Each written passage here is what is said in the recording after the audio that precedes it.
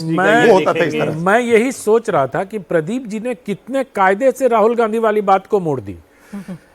वापस आइए सर, नेता प्रतिपक्ष हैं देश के, देश को बड़ी उम्मीदें हैं उनसे, उनका पक्ष जानना आप पहले तो ये उम्मीद कीजिए कि बजट जब पढ़ रही होंगे वित्त मंत्री तो वो हाउस में होंगे। अरे सर कैसी बात कर रहे हैं आप सौरभ जी, आप लोग मतलब राहुल जी को देखिए बिल्कुल होंगे, प्रियंका जी पहुंच गई हैं, राहुल जी भी पहुंच जाएंगे और उनका जो पक्ष जानना है ये बहुत दिलचस्प होगा। सर तो वो जिम्मेदारी निभाते हुए पढ़ के अच्छे से स्टडी करके एनालिसिस करके जवाब देंगे ना। राहुल गांधी को आप बहुत ज्यादा ओवर एस्टिमेट करते हैं। चलिए तो अब तो आधे घंटे से भी कम वक्त है, भाषण शुरू होने वाला है 11 बजे। मैं एक स्कीम और जो इस सरकार की बड़ी महत्वाकांक्षी योजना थी, प्रधानमंत्री सूर्य घर योजना, वो कहाँ आगे पहुंची है देवेंद्र, उस पर भी मैं देख रहा था कि कुछ ज्यादा फोकस हो सकता है इस बार। नहीं, उसमें काफी तेजी से आगे बढ़ रही है, मतलब वो तो एकदम से हिट प्रोग्राम जैसा है। और आप देखें तो छोटे छोटे शहरों में उस योजना का लोग अपने घरों पे लगा के उसका फायदा उठा रहे हैं, और न सिर्फ अपने घर की जरूरत के हिसाब से बल्कि उसका आपको बाकी आप सरप्लस अगर है तो आप उसको दे भी सकते हैं ग्रिड को। हाँ, तो वो तो इसके एकदम हिट है, उसको और ज्यादा बढ़ाया जाएगा। स्टेट इलेक्ट्रिसिटी बोर्ड हैं,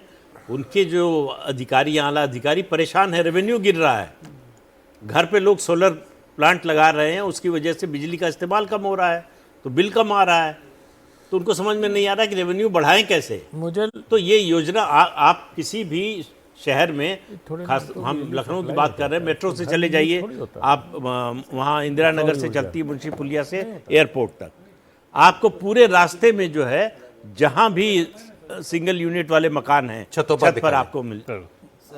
इकोनॉमिक सर्वे भी इस बात की चर्चा करता है कि सोलर एनर्जी में जो कैपेसिटी एडिशन है वो इंडिया में पूरी दुनिया में सबसे ज्यादा है। सोलर एनर्जी में जो कैपेसिटी एडिशन हुआ है, कैपेसिटी एडिशन वो पूरी दुनिया में सबसे ज्यादा भारत में हुआ है। मैं तो ये चाइना से भी ज्यादा, मैं पिछले कुछ सालों में परसेंटेज वाइज परसेंटेज वो सबसे ज्यादा सोलर एनर्जी चाइना। आज ट्रम्प का बयान याद कीजिए कि चाइना बहुत चालाक है, ये सोलर एनर्जी बनाता नहीं, ये इन्होंने फॉर्म बना रखे हैं दिखाने के लिए, इक्विपमेंट पूरी दुनिया को बना रहे हैं, बेच रहे हैं।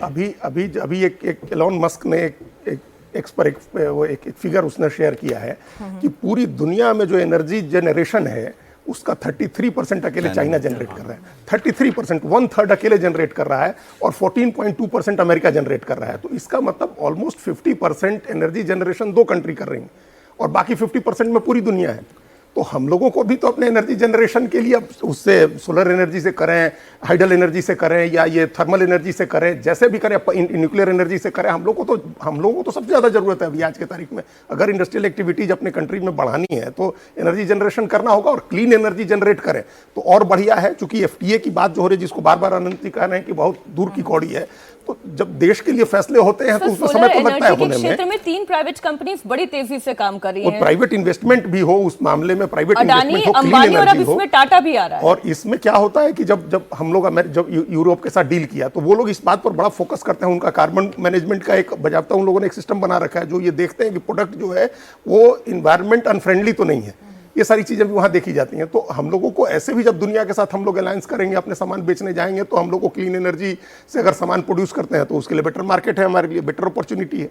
वो तो सर यूरोप ऐसा करेगा ही, क्योंकि 200 साल तक उसने थर्मल एनर्जी से पूरी दुनिया को बिल्कुल पोल्यूट करके अपना एनर्जी और बेसिस खड़े किए हैं। तो हमको लगता है इंडिया को वो मतलब आपको फ्लेक्सिबिलिटी देनी पड़ेगी। दी ना हमने, विवेक जी, जो फ्लेक्सिबिलिटी उसने अमेरिका को दी, ट्रंप को किस बात की मिर्ची लगी है कि जो फ्लेक्सिबिलिटी कुछ साल पहले यूरोप ने अमेरिका को दी, वही हमको भी दी। तो अमेरिका को तो ये भी समस्या है ना कि कार्बन मैनेजमेंट में हम लोगों को वही फैसिलिटी। अमेरिका का जिक्र आ गया है तो ट्रंप के टैरिफ जो हैं, हमने एक्सपोर्ट अपना बढ़ा दिया, तमाम चीजें हैं, लेकिन कहीं ना कहीं जब ग्राउंड पे जाएंगे और लॉन्ग टर्म में इससे निपटने के लिए क्या कुछ किया जाएगा, इसको लेकर क्या कुछ? एक इंडिकेशन जो मिल रहा है, वित्त मंत्री ने भी इंडिकेट किया था कि जितनी हम टैरिफ की बात कर रहे हैं, हो सकता है हम यूएस से भी ट्रेड डील साइन करने से बहुत दूर ना हो।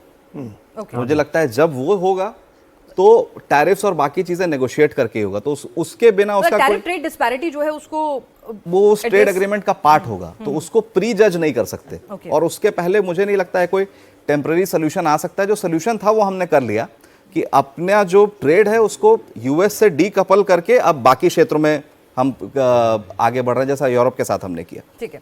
और इस बजट से एक बार फिर से जो हर बार उम्मीदें होती हैं कि भाई रोजगार और महंगाई, रोजगार कैसे ज्यादा से ज्यादा आए और महंगाई कैसे कम से कम हो, ये एक बेसिक एक इच्छा तो रहती है। हालांकि इसे पूरा करना बहुत मुश्किल का काम रहता है। और रोजगार सृजन के लिए जिस तरह की बातें इकोनॉमिक सर्वे में भी अनिल जी कही गई हैं, तो उसमें कहीं ना कहीं प्राइवेट सेक्टर पर ही डिपेंडेंसी अब अपनी ज्यादा रखनी होगी और उसी को बूस्टअप और एनकरेज करना होगा। रोजगार देने वाले बनना पड़ेगा, रोजगार करना, सरकारी नौकरी का मोह छोड़ना पड़ेगा। अगर आप इकोनॉमी में बढ़ना चाहते हैं, विकसित भारत बनना चाहते हैं, तो आपको निजी क्षेत्र में रोजगार की ओर अपने कदम बढ़ाने पड़ेंगे। और ये देश के युवाओं को भी समझना पड़ेगा। बहुत सारे लोगों ने समझ भी लिया है कि सरकारी नौकरी सबको तो मिल नहीं सकती। सरकारी नौकरी में अभी आप देख रहे हैं, अभी कभी किसी चर्चा में आया कि हाँ डिफेंस में कि इस्टेब्लिशमेंट पर ज़्यादा खर्च हो जा रहा है।